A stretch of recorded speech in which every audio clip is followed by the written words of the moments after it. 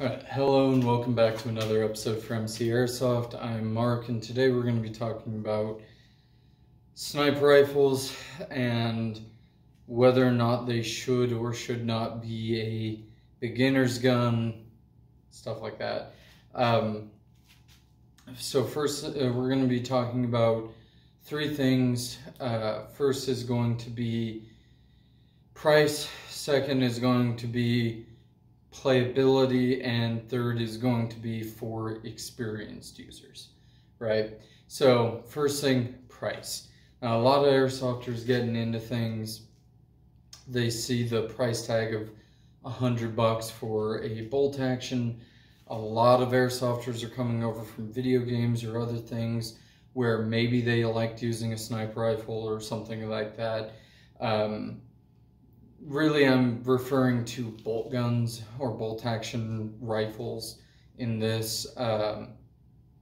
So, you use that bolt gun in your video game and you get into airsoft and you think, okay, it's a sniper rifle, it's a bolt action rifle, whatever you want to call it. It must shoot longer range than your normal guns. It must shoot harder. It must shoot more accurately, whatever the case is.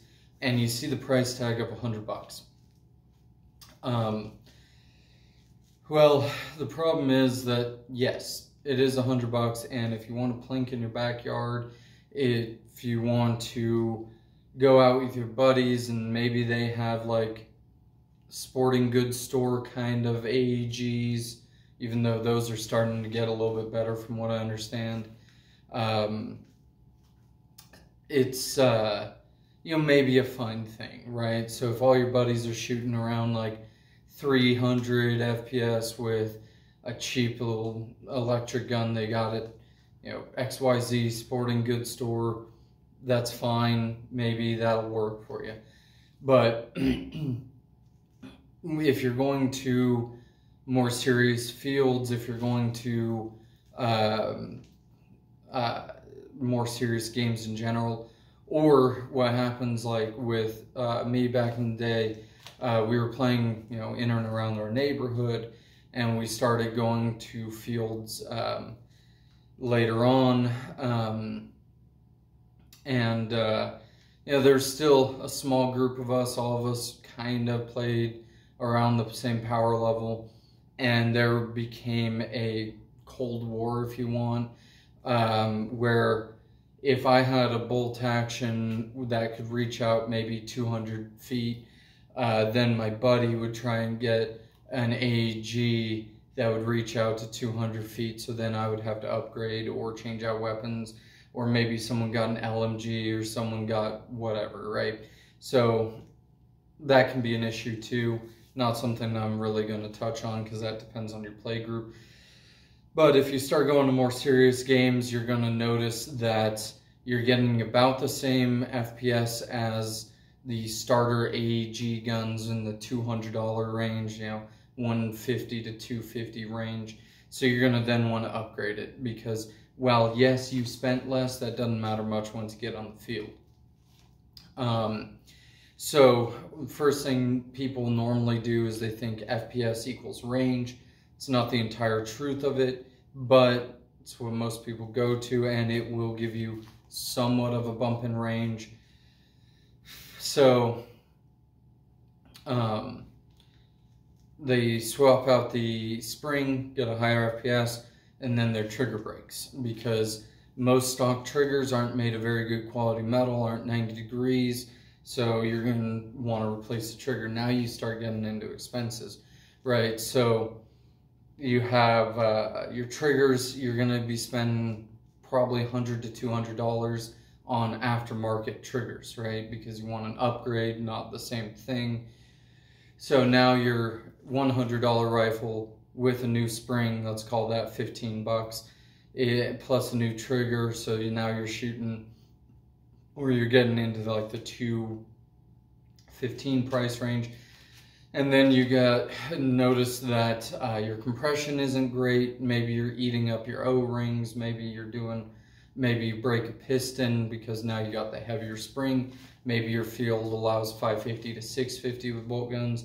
So that's something to keep in mind too, that eventually your piston and cylinder nozzle, maybe even your cylinder, if you strip the threading out, you're going to want to replace that. And those kits can get up to $200 or they're down to $100. Let's call it the budget option, because that's kind of why you got into sniping in the first place, because it's the budget option. So that budget option is going to run you probably in the neighborhood of 150-ish for a cylinder, piston head, and nozzle. So let's call that 150. Now you're into it, what is that, 365-ish? And then, well, I need better grouping, so I'm going to get a better barrel, and that's $70 on its own. Let's call it, you know, with taxes, shipping, and everything like that, let's say you're into it $500 at this point. Okay, now you spend $500 on it, then you want to, you want a scope where, let's call that $100, so you can get a little bit better glass than something like the budget options like I have on here. Maybe a little bit more zoom, especially if you're going to milsim games or longer range games in general, which if you're using bolt action, probably going to want that. So let's call it 600 out the door, no bipod. Let's say you did the top-down conversion on your hop-up unit. Maybe you replace the rubber in there, but you're doing top-down conversion, which is real cheap as long as you have access to a hand drill and a tap. It's fairly inexpensive to do. So now you're into it about $600. Whereas with a DMR build, well, if you get a decent quality starter gun, let's say about $200 for your A&K kind of SR25 range, and let's say gearbox is fine, because if you build it right, it'll last you a while. So you spend $200, you get a scope. Let's say it's the same quality scope, so you're into about $300, and then you get a new gear set, new spring, new piston, new nozzle, new pretty much everything that fits into your upper receiver plus gears. Well, you're probably into it about another $200, so you're into it $500. So yeah, you're saving about $100 if you can tech on it yourself. You're saving probably about $100 in the long run, and also, while you might not have the grouping in the range, you have quicker follow-up shots. And while most fields are going to require you to be semi-locked, the most DMRs are in the 450 to 550 range, depending on your field, which honestly at that point with good hop-up, you're going to reach out and touch no problem. The bolt gun, maybe it's going to have a little bit better consistency, but it's also $100 more, longer minimum engagement distance, and so there's some issues there, which so it gets real expensive real fast, especially if you start swapping any parts, especially because most people start with their spring. If you start with your barrel, hop up, and nozzle, all your compression parts, if you start from the barrel and hop up and work your way back, you don't necessarily need that trigger anytime soon, which is going to save you $100. You're probably still reaching out and touching at 400-ish FPS. So that would be my suggestion if you go down that route. Now the playability, right? So, which you kind of touched on, right? So you have two competing classes at most things, because most games, they don't necessarily have a high FPS limit for LMGs. So you're really just comparing DMRs and bolt guns, right? So, and yeah, hitting on the price a little bit, yes, you can go the HPA route. That gets a lot more expensive. And also on the note of price, you have to factor in BBs, which if you're running a bolt gun, high FPS, and you want as much accuracy as possible, you've already replaced everything else, you need to be running over 4.0s for BB weight, which is going to get real pricey. You get into like the 6s, and you might end up paying a penny, 10 pennies per shot. So it gets really expensive for ammo. Then on top of that, you have to factor in gas and travel if you aren't nearby a field that'll let you play with it. Because especially CQB fields popping up, paintball parks don't always allow them because you need the minimum engagement distances. All the extras start adding up. So playability. So bolt guns have some disadvantages. One, slow rate of fire. And yes, you can HPA it, which means you get a little bit faster with it. Okay, whatever. But you're still not reaching the rate of fire as just pulling the trigger. And I keep pointing at this even though it's not a proper DMR. It still can go full auto, still shooting under 400. This is more what I recommend, but we'll get to that later. So with the bolt guns, so yes, you can work around that with HPA and things like that. That's real expensive too, but you know, you can do it. But you're still a slower rate of fire than a DMR, which you can just pull the trigger, and you can of course HPA those as well if you want to go down that road. So you're down on rate of fire. Your maneuverability is probably really good compared to most specialist classed weapons, because most of those, excluding the SMGs, which I don't really count because it's airsoft, you know, your maneuverability with a bolt action rifle is actually pretty good. But you got to know the field, right? Because you got to know where to hide, where you're not going to be snuck up on. You got to know your ranges and where you can go to shoot so you can reach over that minimum engagement distance, things like that. So, and then on top of that,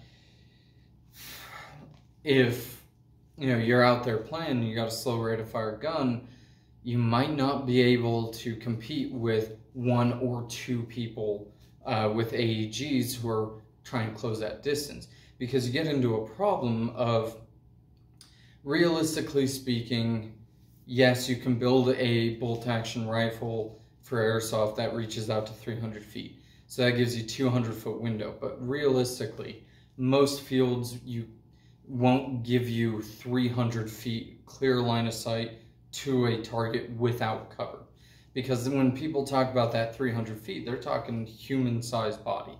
They're not saying limited exposure targets. So maybe that's actually like 200 feet to where you can hit someone who's using cover and maybe limited engagement or limited target opportunity. So let's call that 200 feet. And that's that is long range for airsoft.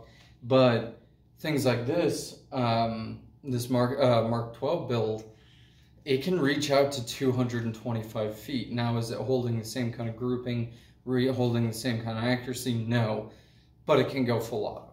It can go semi-auto with no restrictions because it's 400. Now, this one, as I've talked about in the video for it, has the Max Pro hop-up unit, has a R-hop barrel. I'm shooting 3.2s out of it, and it's shooting around that 390 mark. 380, 390. So is it going to have the same consistency? No. Is it going to have the same accuracy? No. Is it going to have the range? Yes. And I can dump 120, 210 maybe with some high caps. Or if I really wanted to, I could go high cap and dump even more rounds, or drum or something like that, depending on the field. So I have a lot more ammo on board.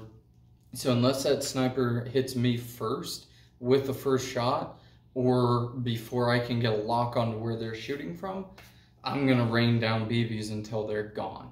Because I'm not, or the other option is that I'm gonna rush over there, close that gap, that 100-foot gap, which most airsofters can probably close that gap in probably 10 seconds, something like that. Because once you get to full sprint paces, and that's only 100 feet, that's not very far, right? An average suburban kind of backyard is 60 feet. So you're going across 2 backyards, and that's already more than the distance.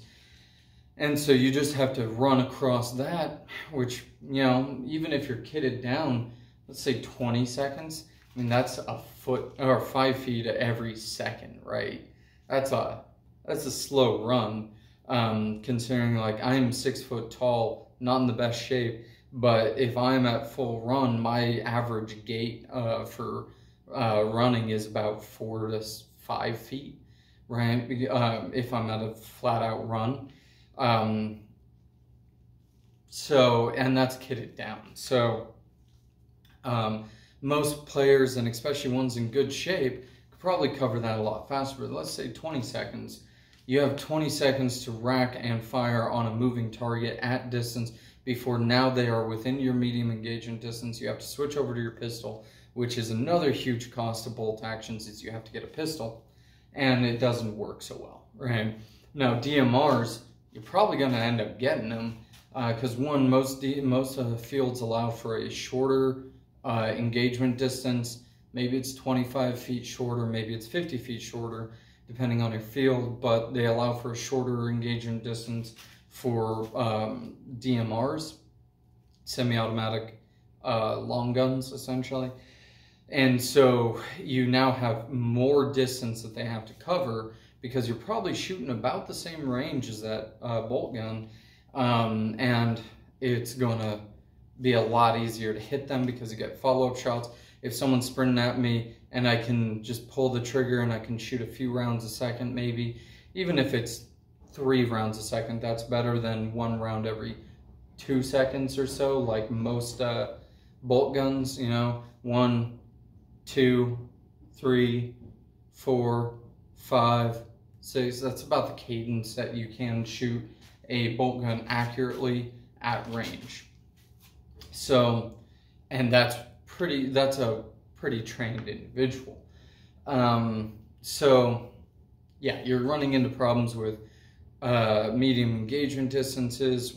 You have to know the field a lot better, and you have to probably have a radio so you can communicate with your team, whether that's calling out their positions or calling for backup, something of that nature.